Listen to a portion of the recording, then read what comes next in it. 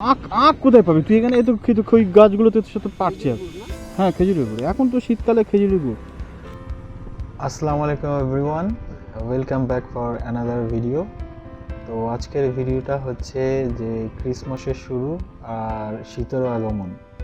তো ওয়েস্টার্নে যেমন Christmas celebration হয়, তো আজকে যেমন শীতের শুরুতে নতুন গুড়ের যে আগমন মানে খেজুরের গুড়ে, সেটা আজকে আমি আপনাদের সামনে তুলে ধরবো। তো এই অফিসের পথে বেরিয়ে পড়েছি, দেখতেই পাচ্ছেন। যে রাস্তা দিয়ে যাই আমি নর্মালি কামারদের মধ্যে দিয়ে আমি চলেছি। আবার রেলগেটের কাছে এসে কিছুক্ষণ দাঁড়ালাম। ক্রসিং সোনারপুর লোকাল ছিল, সেটা পাস করছিল, আর আরেকটা ট্রেনও পাস করছিল। তো কিছুক্ষণ এই ক্রসিংয়ে দাঁড়াতে হয়েছিল, তো আবার এগিয়ে পড়লাম। তো আজকে ভিডিওটাতে একটা মজার জিনিস হচ্ছে যে আমার যে কলিগ দেখেছেন আমার প্রিভিয়াস ভিডিওতে, সুরজিৎ বলে, ও ওয়েট করছে সামনেই। ওর একটা বিয়ে বাড়ি ছিল, ওর জ্যাঠার ছেলের বিয়ে। তো আজকে আমার সাথে ওর বাইকে করেই যাবে অফিসে। তো ও সামনেই আমার জন্য ওয়েট করছে। তো আমি আর ও একসাথে যাব। ওর কালকে রিসেপশন ছিল দাদার, এই যে ডান দিকে দাঁড়িয়ে আছে। তো আমি ওকে জিজ্ঞেস করছিলাম যে ওর লাঞ্চ ফাঞ্চ নিয়েছে কিনা, কারণ বিয়ে বাড়িতে সকালবেলা প্রিপেয়ার করে দেওয়ার কিছু নেই। তো সেই জন্য ও বললো যে কালকের খাবার কিছু মেনুও নিয়েছে অফিসে, মটন বিরিয়ানি আর কিছু চানা মশলা আরও কিছু আইটেম নিয়েছে সবার জন্য অফিসে।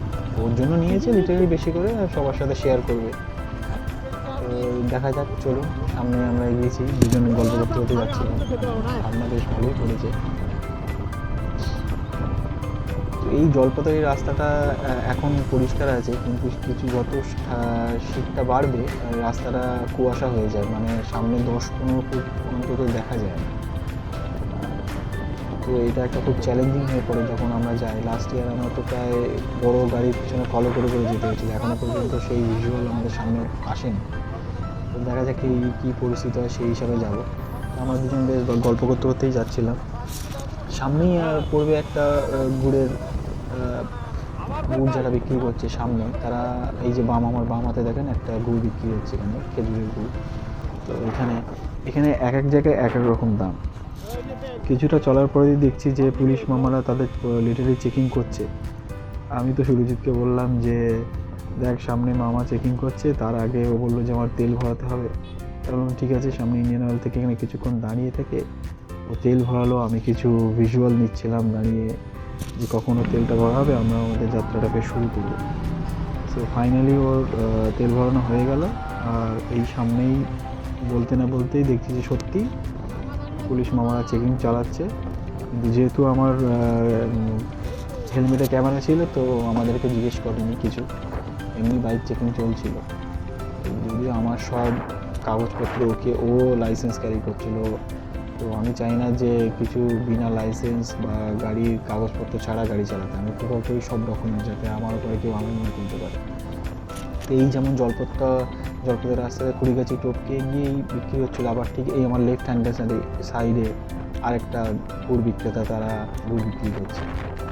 আসলে স্থানীয়রা কেউ গুড় বিক্রি করে না, তারা বাইরে থেকে এসে এই সিজনে আশেপাশে গাছগুলোকে কিছু লিজে নিয়ে নেয় পার গাছ হিসেবে।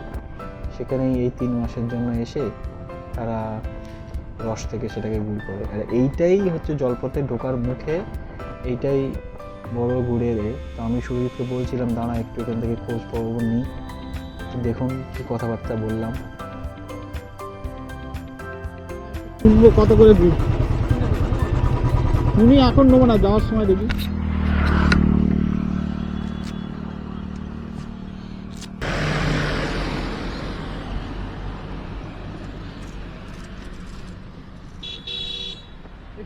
দাদা কত করে, দাদা কত করে গুড়? এটাই ভালো।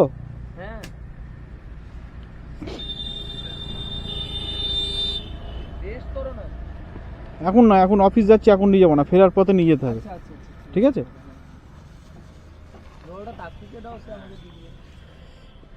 160 টাকা, তাই তো? ওটা কম সম হবে না? 3-4 কেজি নিলে একই দাম। ও তা সকালে কি রস বিক্রি করে? হ্যাঁ সকালে। কটার সময় তবু? সকালে হয়, ওটা মনে হয় সঙ্গে সঙ্গে তাড়াতাড়ি না লোক না হলে আবার তো মানে ধরো 8টার ভিতরে খেলে ভালো হয়, হ্যাঁ তারপরে টেস্ট তো- থাকে। ঠিক আছে 160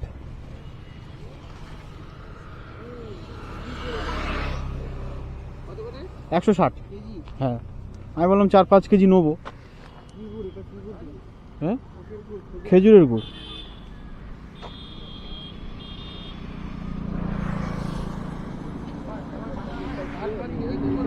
হ্যাঁ আখ আখ কোথায় পাবি তুই? এখানে এত ওই গাছগুলোতে তো সাথে পাচ্ছি আর হ্যাঁ খেজুরের গুড় এখন তো শীতকালে খেজুরের গুড়, আখের গুড় এত সবসময় পাওয়া যায়। খেজুরের গুড় তো এই তোর এই খেজুরের গুড়ের এখন ওই মিষ্টিটা হবে। চ কম বলেছে, ওই মাথায় একটা জিজ্ঞেস করবো। রস বললো যে সকাল 8টার মধ্যে শেষ হয়ে যায়, শেষ হয়ে মানে 8টার মধ্যে খেলে ঠিক আছে, তারপরে সে গেঁজা উঠেছে, নেশা হয়ে যায়। অবশেষে আমরা জলপথের মধ্যে দিয়ে সিগন্যাল দেখলাম গ্রিন হয়েছিল, তো আমরা তো আর দাঁড়াতে হয়নি আজকে আর। তো ফাইনালি আপনাদের তো দেখালাম যে খেজুরের গুড়। এবার ব্যাপার হচ্ছে ক্রিসমাসের সঙ্গে এর কীভাবে যোগসূত্রটা হচ্ছে আজকের ভিডিওটা। আসলে আমাদের অফিসে প্রত্যেক বছরের মতো এবছরেও একটা ক্রিসমাস সেলিব্রেশন হয়, স্যার সেটাকে অ্যারেঞ্জ করে। এবার আমরা সেটা একটা সিক্রেট সান্টা বলে একটা গেমও খেলি, যে কটা স্টাফ আছে তারা একে অপরের একটা চিট তুলি, যার নাম তারপরে তাকে একটা সিক্রেট গিফট আমরা তাকে প্রেজেন্ট করি, তার কাছে আমরা হয়ে যাই সিক্রেট সান্টা। তো এটা একটা খুব ইন্টারেস্টিং একটা জিনিস। এটা চতুর্থ আর একটা গুড়ের যেখানে ব্যবসায়ী করছে, ইনি নদিয়াতে বাড়ি। তো কেউ যদি গুড় নিতে চান অবশ্যই এই জলপথ বা বাসন্তী জায়গায় কাছাকাছি পেয়ে যাবেন। তো যেটা বলছিলাম যে হ্যাঁ, সিক্রেট সান্টা গেমটা আমাদের প্রত্যেক বছরই খেলা হয়। তো আমিও একজনের পেয়েছি, যদি আমি ভিডিওতে ডিসক্লোজ করতে চাই না।